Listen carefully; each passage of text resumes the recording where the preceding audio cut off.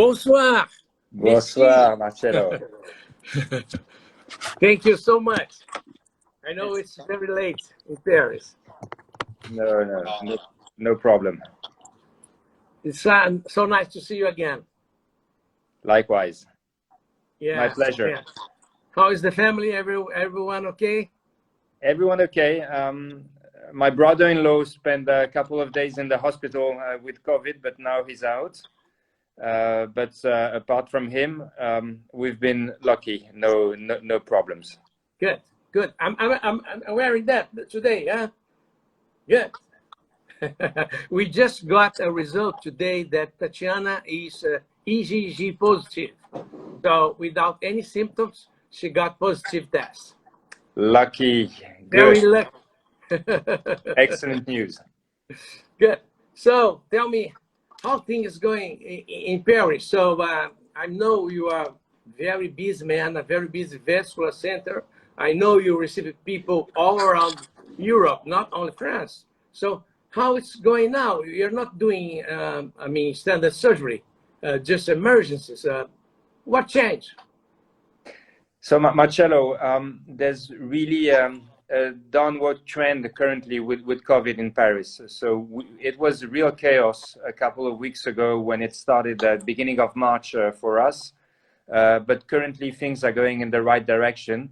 The ICU is slowly getting COVID free, but we still have, we had 36 patients in the ICU with ventilators with COVID. And now we still have 16, but meaning that some ICU units are now COVID-free. So slowly we are starting a program again.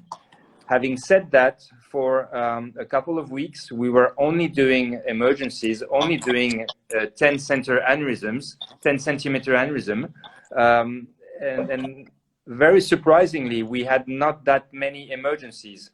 We talked together about a couple of acute aortas and things like this, but very little symptomatic carotid, very little ruptured aneurysm and acute dissection, much less than usual. I think the patient That's a very good point. It's interesting. Where are those patients? I don't see any ruptures. I don't see those carotid occlusions, acute limb ischemia, although I see some in the COVID patients, but where are they? I think people are dying at home. I think they are so scared to come to the hospital that they're dying at home.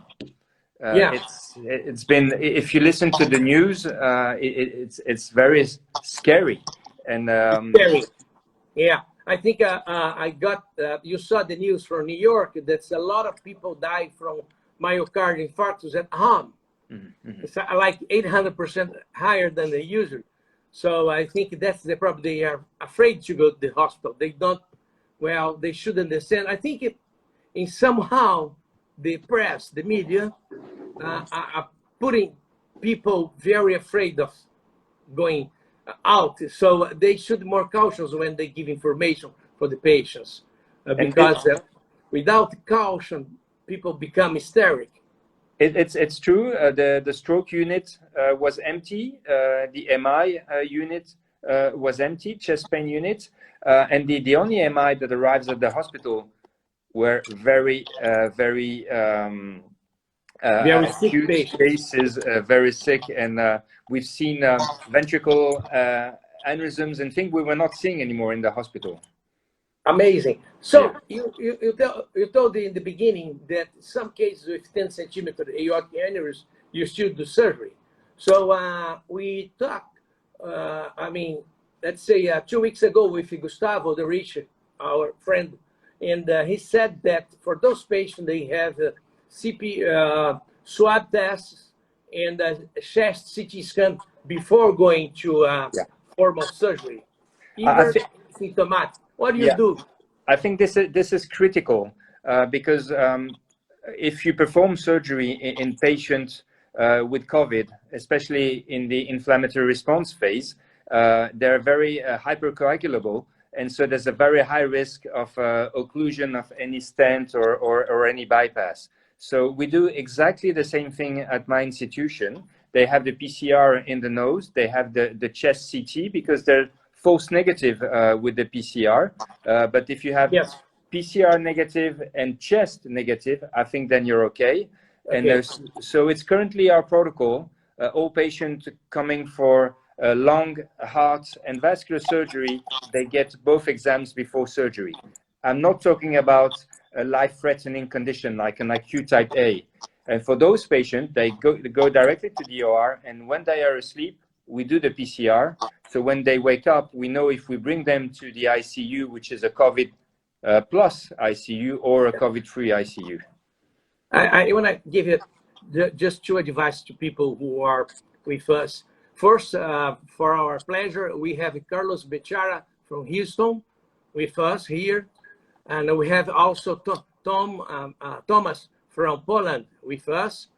And it's very nice to have those guys with us.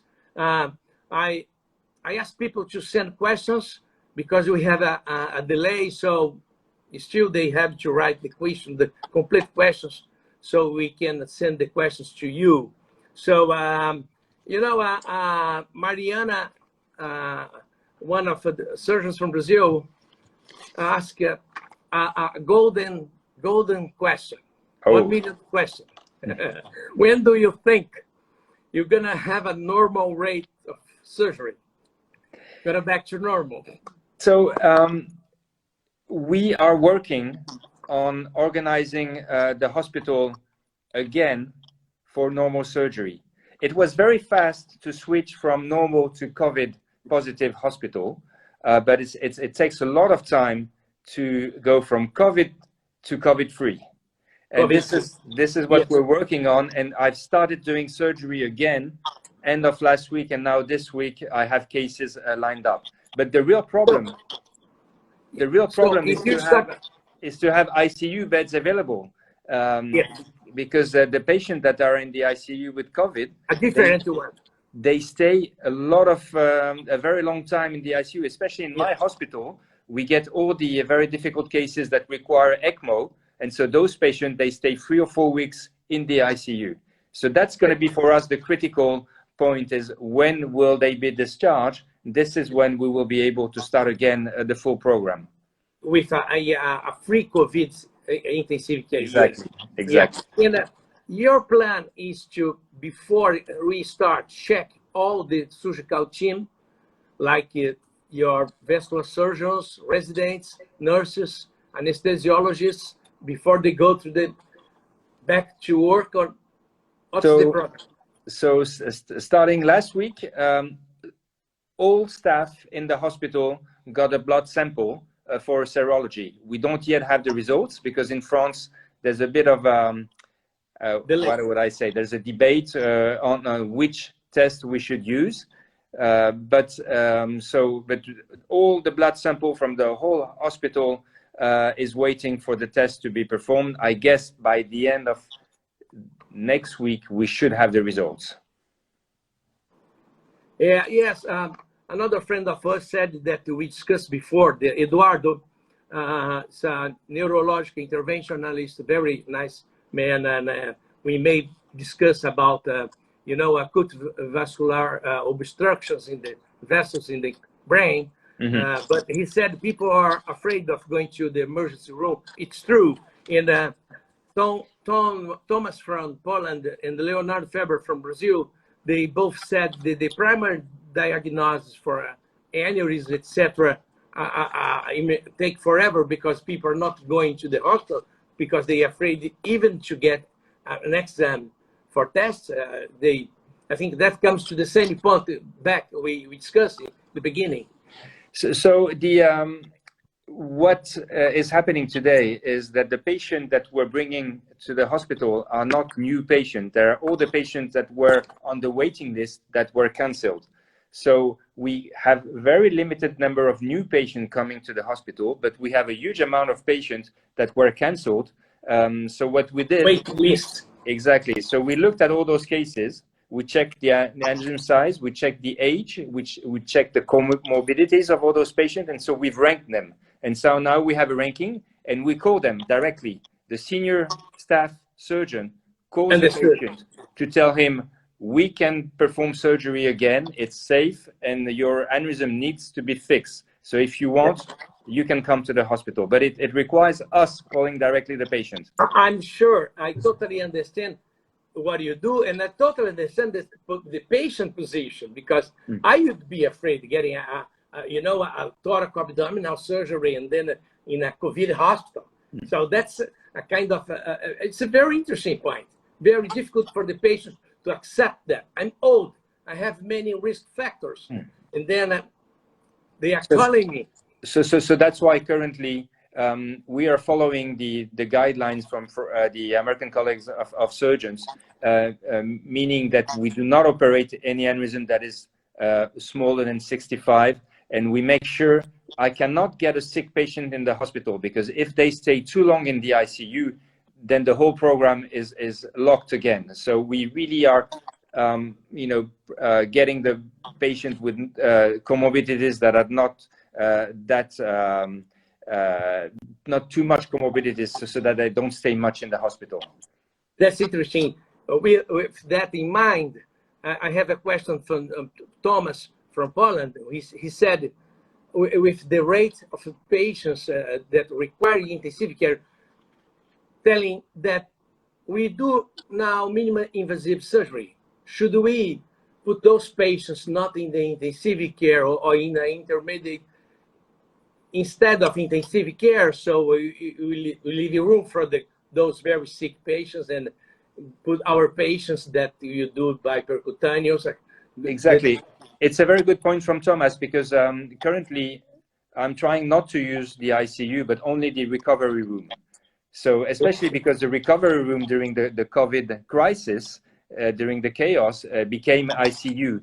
So now they cannot tell us that they cannot do proper patient care in the recovery room. We know they can. That's a very good point. Yeah, exactly. It's a very good point. Look, talking about COVID and the time before, what the emergencies cases, vascular surgeons who they call you intensive care unit to do mostly of the time? So how did we vascular surgeon get involved? Is that your question? Yeah, my question is when they call the vascular surgeon, what was the most common problem they call because we are not frontliners. They call us because they couldn't get us access. They have acute thrombosis in the radial. What was the biggest problem? So in my hospital, the vascular surgery department and the cardiac surgery department became COVID departments. So we had 55 beds for COVID patients, which usually were our surgical department beds. So what happened is that we had pneumologists taking care of those patients. The problem was that they couldn't be there 24/7.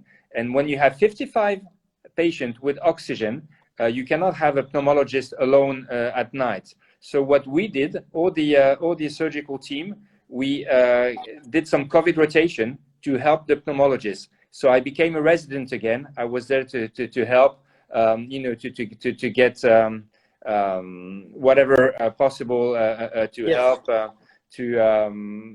I had to learn. I had to learn to become not a COVID specialist, but at least to help our pneumologist. So we didn't do much. We put a couple of A lines, we put a couple of central lines, but mostly was medical treatment of a COVID patient in the wards. Not in the ICU, because in the ICU was mostly the anesthesiologist, but also in the ICU, they called us for the A line. What we did a lot was to take care of the patient that required ECMO, and there was a lot of issue with the ECMO. And you were talking about strokes at the beginning of the interview.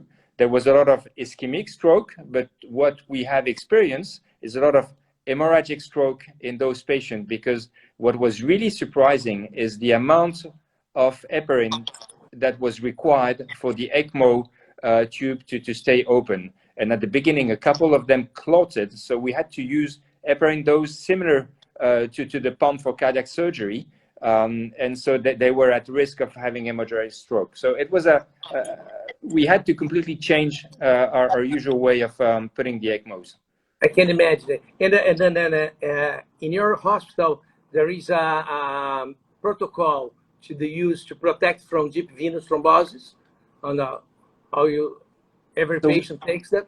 So the protocol was changed and much more aggressive for a COVID patient, especially if they were at risk, including a patient with very high BMI, patient that were obviously in the ICU with ventilators. So it was not the usual protocol because very soon in the COVID crisis, we experienced a lot of pulmonary embolism, DVT and PE. And that's why the guidelines changed very rapidly. And we had to be much more aggressive than we used to be with our anticoagulation protocol. Good.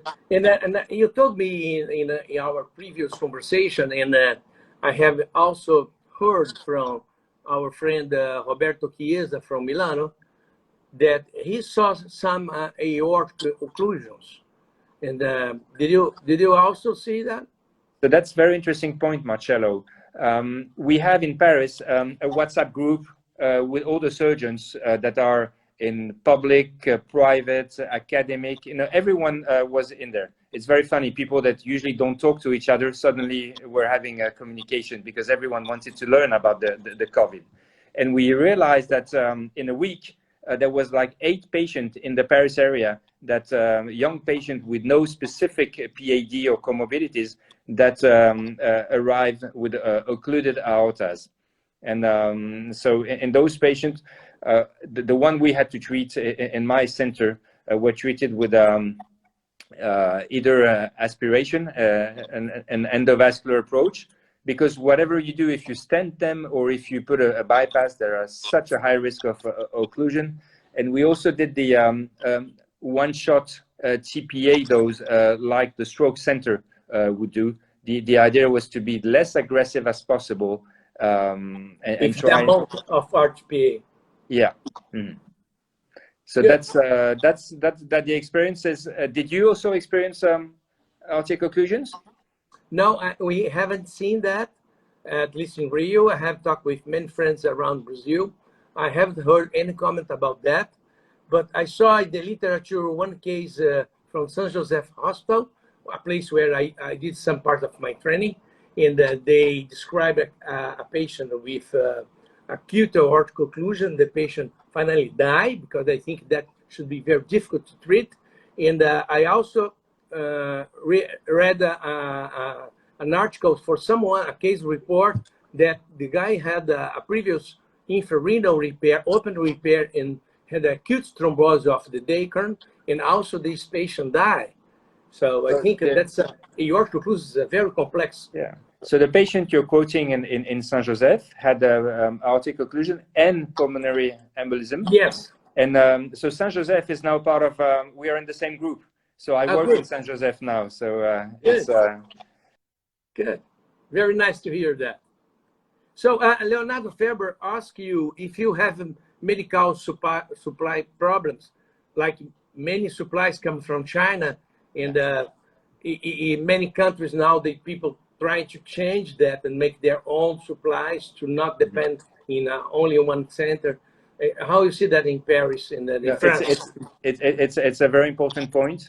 And all the drugs that they use in the ICU, our pharmacists are looking for them all over the world and begging. And so now some of the drugs are not anymore for sale in France. You need to go through the national health system, and the government decides they buy it and then they give it to the hospital. So it's a major issue in France, and we are concerned that we might have issues to perform a surgery in the next couple of weeks or month, because we are missing some of those drugs to get the patient to sleep. Maybe that changed the policies of all countries regarding have their own medical supplies. So in another pandemic problem, we don't depend on other countries. That's what our politicians are saying today. Let's wait in a couple of weeks, a month, and see if they still have the same idea. But obviously, they are all very nice in the crisis,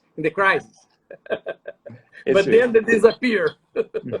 Well, we'll see. There's the French system is quite good because there's a lot of support for people that are unemployed, and for the hospitals. I mean, we have a very good system in France, but as you said, what's going to happen after the crisis? We need to rethink completely, you know, the mask, the drugs, our health system. That there needs to be a new way of providing care in the future. Good, very nice. So you told us that the intensive care units are becoming less busy. So you are starting asking the more sick patients, larger aneurysms, I imagine. So you are also doing branched cases for tóraco-abdominal, dissection, arch cases. You are also calling those patients back? Yeah. We again started. Really, this week is my first kind of almost normal list.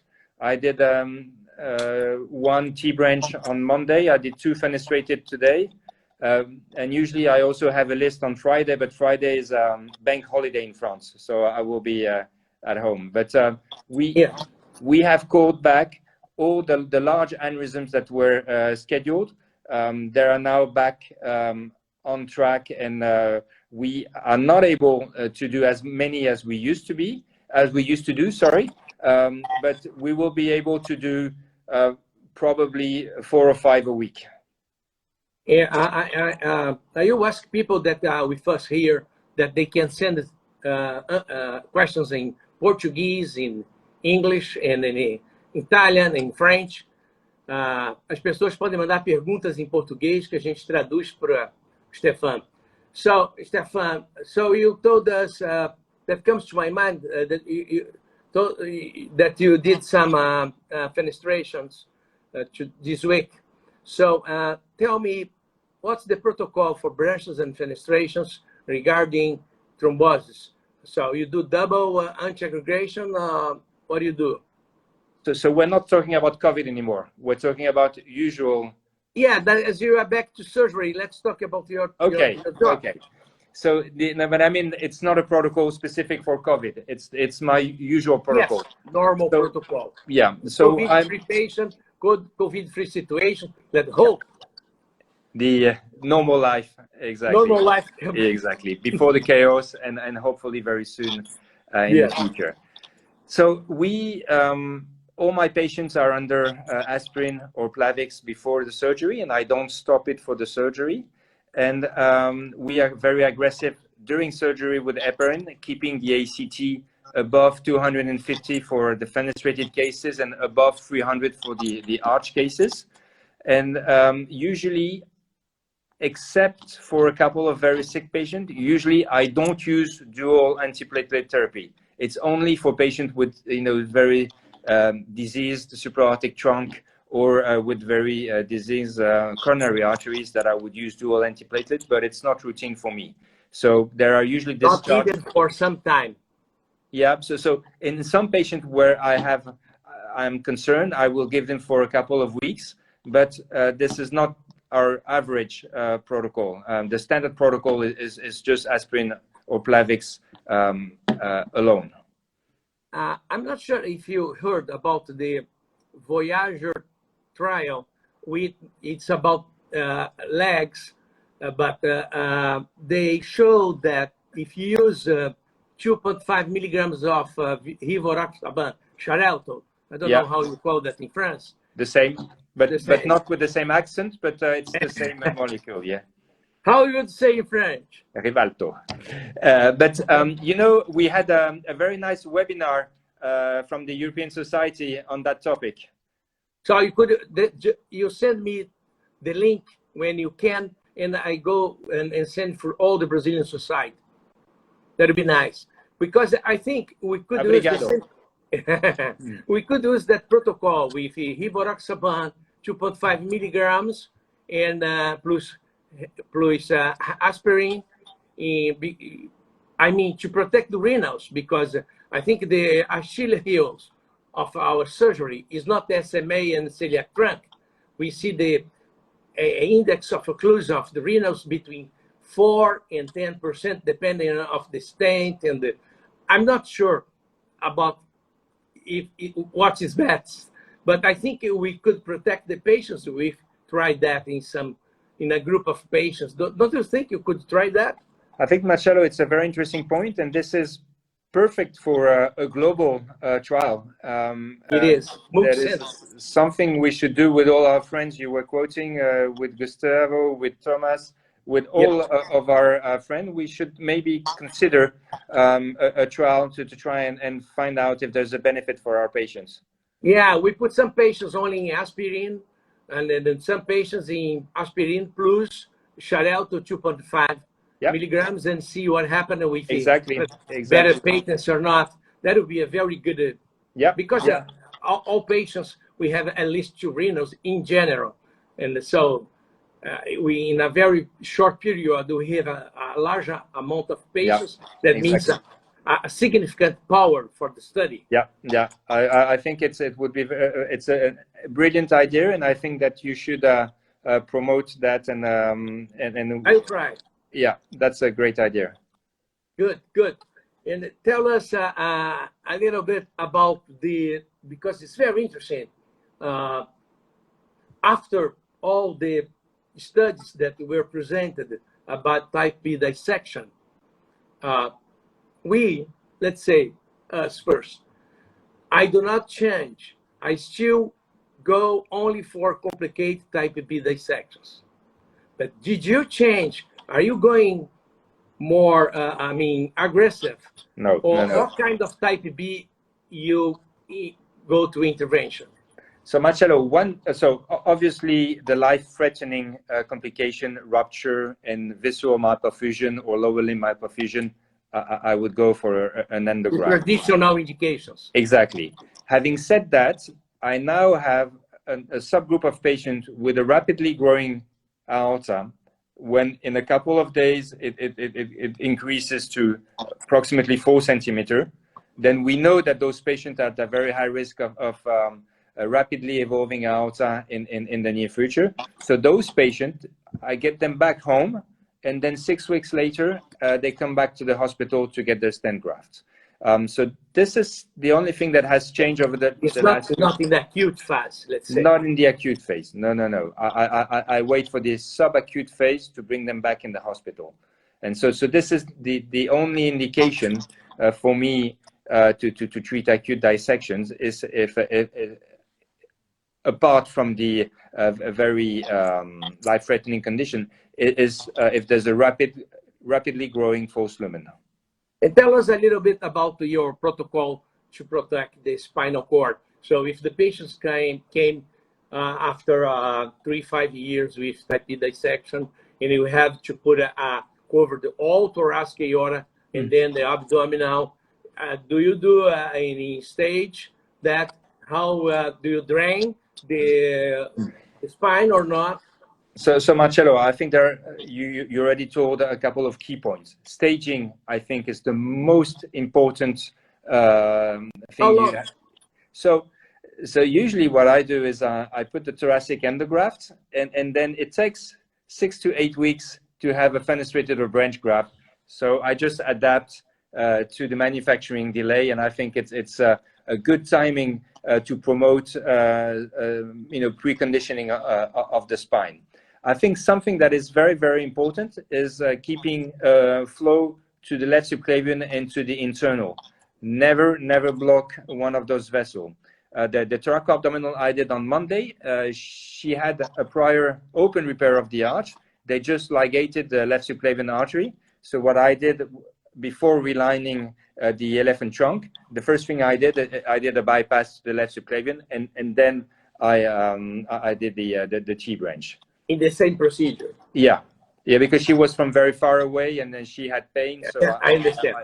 But if it was not an acute case, I would do the bypass, let her recover, and then stage the second procedure. In any case, let's say the patient needs because it's enlarging or something. Are you advocate to left one branch open or left one iliac open? Are you advocate that or not? So I was never a great fan of that. So I never used perfusion branches, or I never left any branch open. But staging was always something that I did. I was very aggressive with a spinal drain. What I've learned, from our discussions in Miami last January, when we could travel. February. Exactly. This was in the previous life. Is that there's quite previous life. That's great. Exactly. Previous life. I like that. there's before. Exactly. Like before crisis and after crisis. It's the life before the chaos. Before the chaos. Good. There is a real morbidity associated with the CSF drainage. That's true. I am very fortunate. My ICU team, they're very good at putting a drain after surgery very quickly if there is an issue. So I've switched from preventive CSF drainage to therapeutic CSF drainage.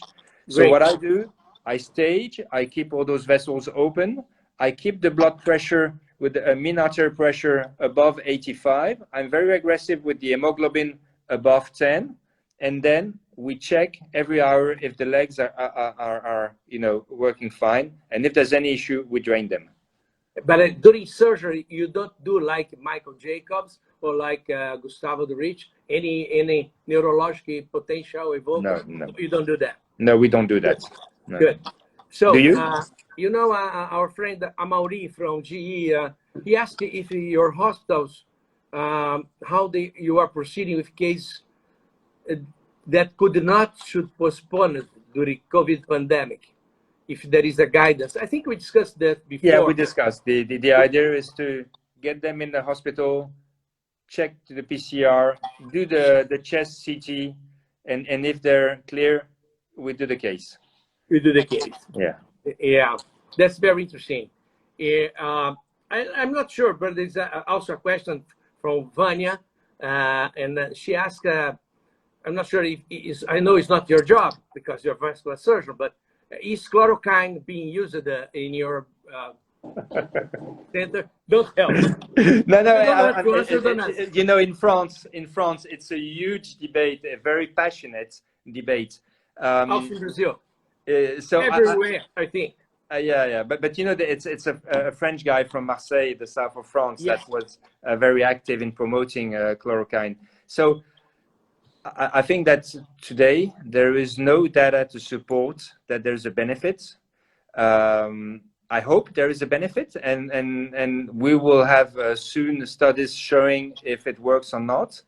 It seems that if there is a benefit, if it is only if you can take the chloroquine very soon in the process of the COVID inflammatory. Do you know if are they using in your hospital the intensive care guys? So not in the ICU, but in the ward. So patients that were not just requiring oxygen, they were using it on top of other protocols, including antibiotherapy, including are the best patients. But that Brazil has a great experience with chloroquine, because we still have in Amazonia malaria. So many friends of mine, when they go to missions there, they take that. Yeah. And without any problem, but many times, a long time. If stay a month, they take that for a month.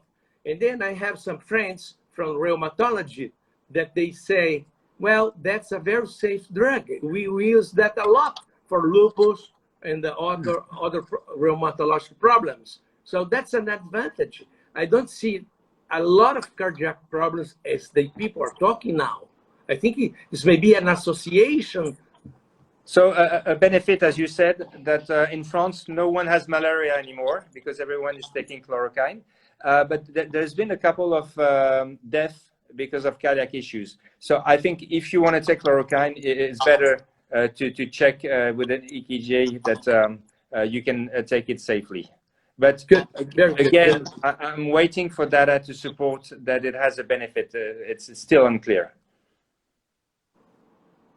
Daniel Freitas and Antonio Freitas, they ask you if you, they ask if there is any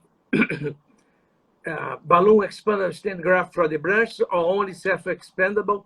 We know there is both, but talk a little bit about when you do branch cases, what are your preference? You're doing branches, you prefer self-expandable, you prefer balloon expandable, do you reinforce any of them? When do you reinforce? How you see that?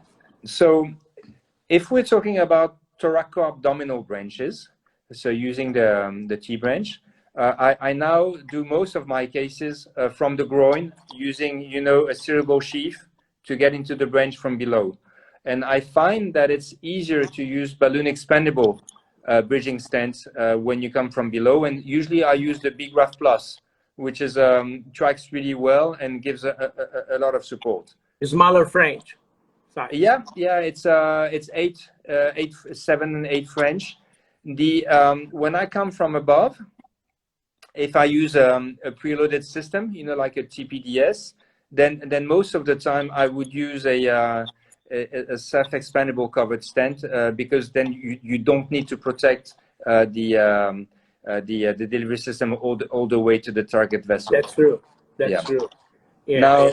Now regarding the arch, very well that Marcelo, for the brachiocephalic trunk, it's a specific limb. And for the left common carotid and left subclavian artery, I tend to use self-expandable covered stents.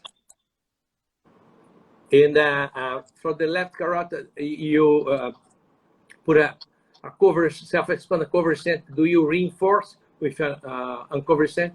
Yeah. Having said that, for the left common, I also use the Big Graft Plus very often because it's a very stable platform. But for the left subclavian artery, because of that really sharp kink going backward, I think that the Viaband is the only good option so far. So far, yeah. As I mentioned you before, we were prepared to discuss with you in your meeting critical issues that not happened. I don't know why. It will happen in October. It will happen.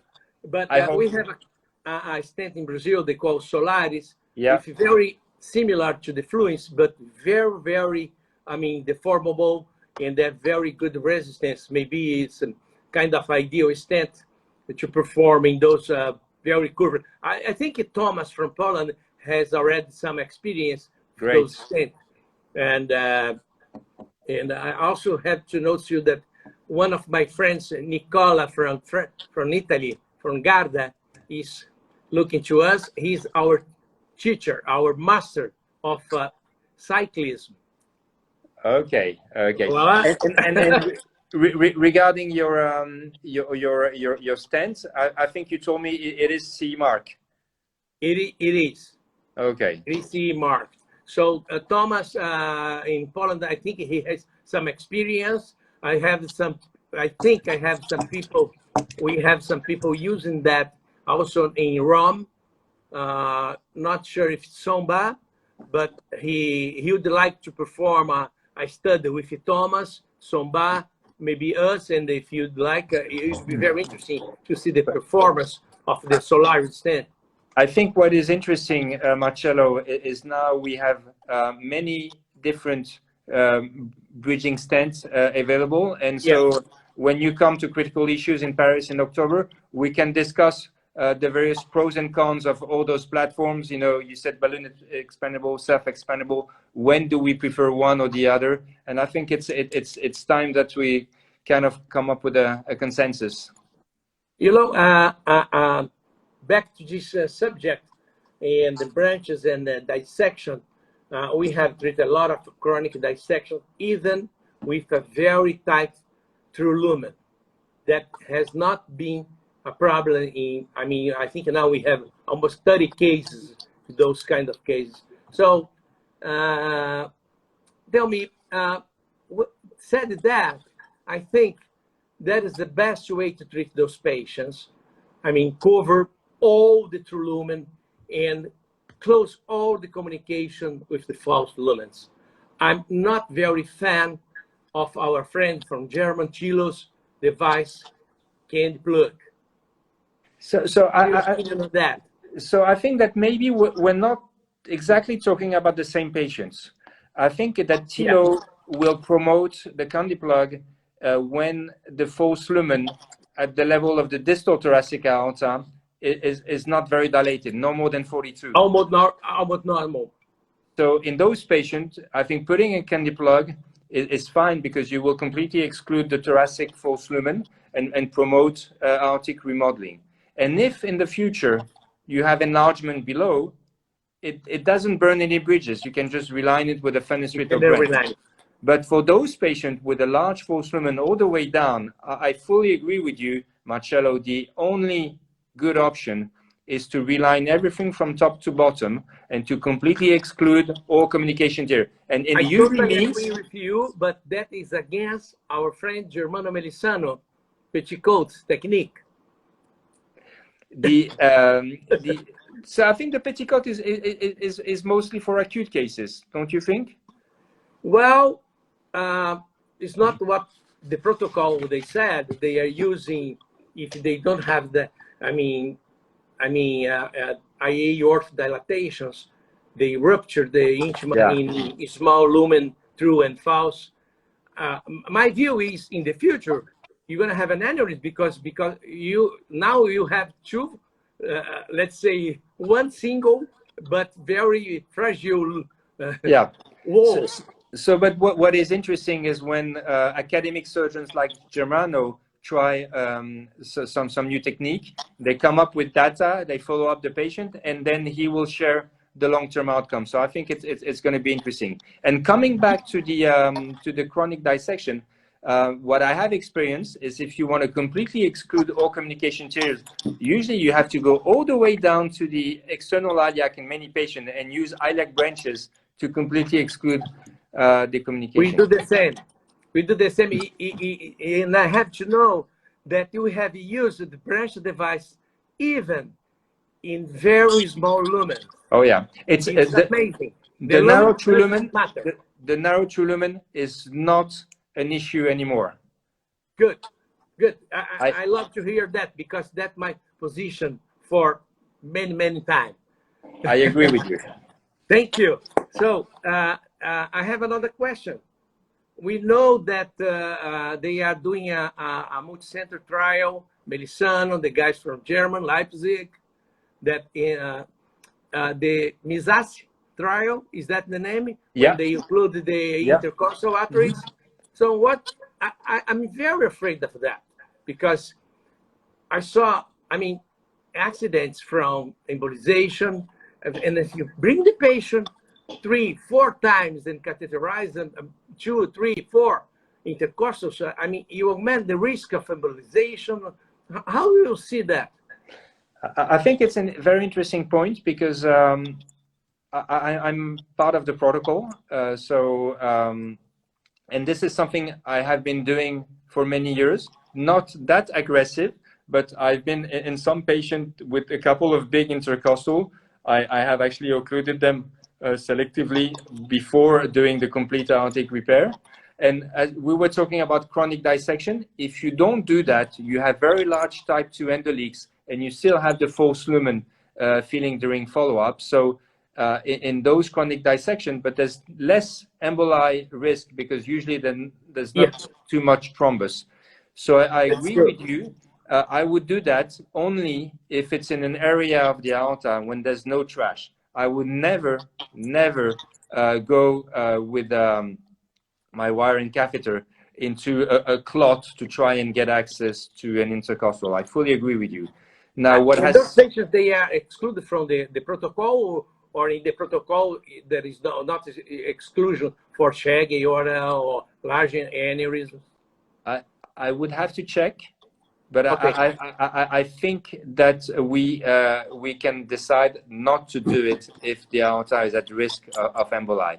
I think something also that has changed is that with the steerable sheath, we can it's much easier to do those cases than before. Before, you would use an inverted shaped catheter like the VS or whatever catheter, USL, and then by doing that, I think there was a much higher risk of emboli rather than under fusion guidance, using a cerebral sheath, and with a microcat going directly into the intercostal. Understand. And you know, there is another question from Daniel Freitas. He asked you for the iliac branch device. Do you prefer balloon expander or self-expander stents, or depends on the anatomy? So it's a very good, interesting point. If the internal iliac is not diseased, if I can have my seal in the main trunk of the internal iliac, then usually I would use a balloon expandable bridging stent. But if the internal iliac is diseased and I need to go very far into the gluteal and embolize one and then go far, then I would use a self-expandable, a long one, 80 or 100, depending on the disease. Very interesting. Well, that is our friend from Colombia, Juan Varela. He asked you if you routinely, nice man. If you routinely use a big graph in fenestrations, that's routine. Yeah. So the interesting thing about the big graft is the profile. You know, it's a 6 French profile up to 8 millimeter. So, and because I use a lot of preloaded system, I use a lot of big graft peripheral for my fenestration. But this is a stent for fenestration. It is not a stent for branches. If you use if you're doing a branch case, then you would rather use the Big Graft Plus, which has a double layer of EPTFE, or another platform, whatever you want. Good, very nice. I sorry to go back, but someone maybe lost. I think we discussed this before. When a COVID-19 patient has some arterial or venous thrombosis, how long do you anticoagulate then, or you double antiaggregate those patients? So the protocol includes a regular imaging follow-up if it's DVT with ultrasound, if it's pulmonary embolism with CT scan. So it's difficult to come up with a fixed number. It really depends on the follow-up of the patient and what we see on the imaging. But I would imagine that those patients, we should keep at least like those patients from orthopedic surgery, more 2 or 3 months. It depends how they go. 3 months is the absolute minimum. Yeah. Sure. Let me ask you one question here. I heard the paper, I think it's from New Zealand, that the guy is doing minimal open sternum and diminish the size, the diameter of the ascending aorta, and then he can do the arch surgery with a graft. He put a mesh. Okay. You heard that? So we, so in my hospital, if a patient can have open heart surgery, we do the first stage and we replace the arch with an elephant trunk. But some patients are too sick to undergo frozen elephant trunk because it's quite a heavy procedure if you're not in good shape.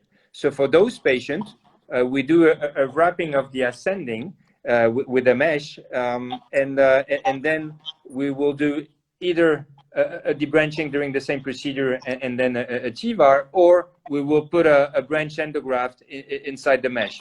But what do you use to do that kind of mesh? Dacron or anything else?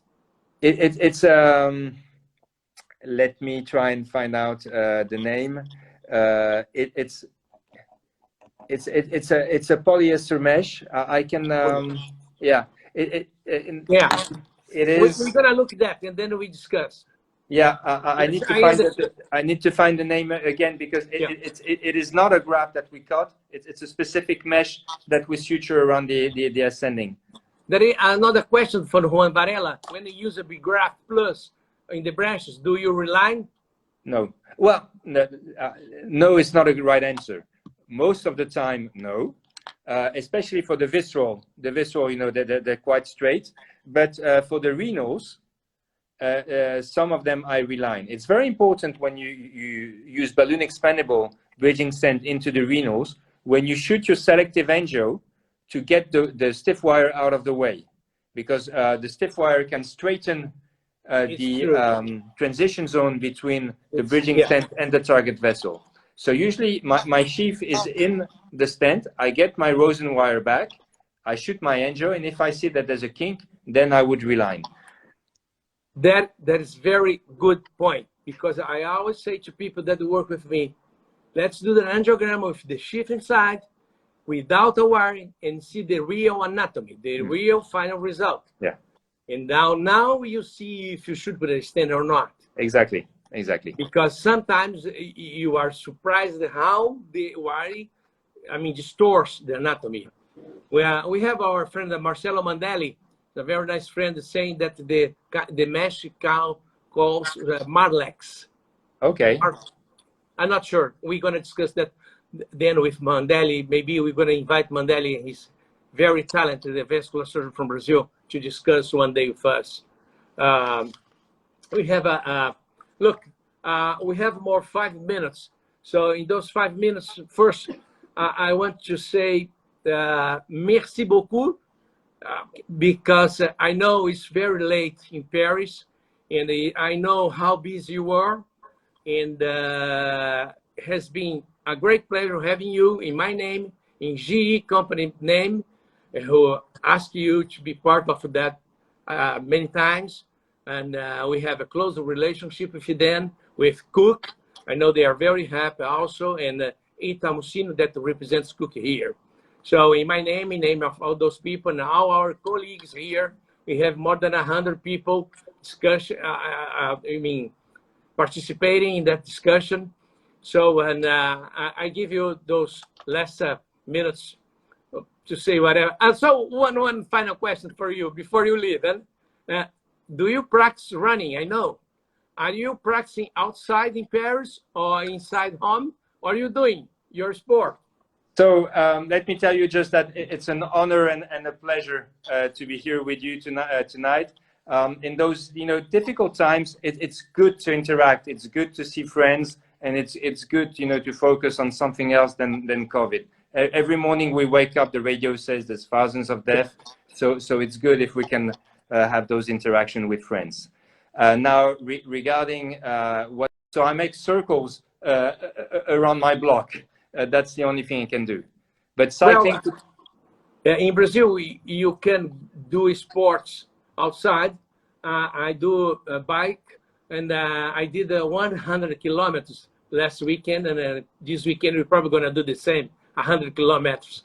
If I do that in France, I will end up in jail. So I cannot do that, except if I go to the hospital. Yeah, sure. Very nice. So, Stéphan, I hope we have time to see you again in another subject without COVID. After this finish, we can discuss. We learn that. That's very good, the way we learn now. Sure. So we can discuss another pathologist and tell people that life, we're going to stay in that same site, that green button for 1 or 2 days, so they can, your residents, your friends, they can see. Tom from Poland say thanks. Hey, Tom, you'll be with our next speaker. And you know that I was supposed to be at your meeting in Rio. Yes. When was it? Very soon. Very soon. So we are still waiting for you. So no, but next year. I will be very happy to be back in Rio. Sure. That would be nice. That would be a great pleasure. And your meeting is always an excellent meeting. So I hope I will meet a lot of our friends over there.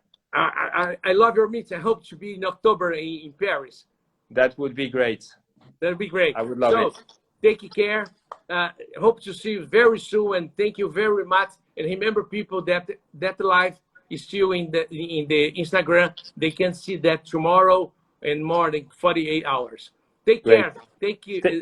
Be safe. Stay safe. Bye-bye, my friend Marcelo. Merci. Bye-bye. Au revoir. Au revoir. Merci. Au revoir.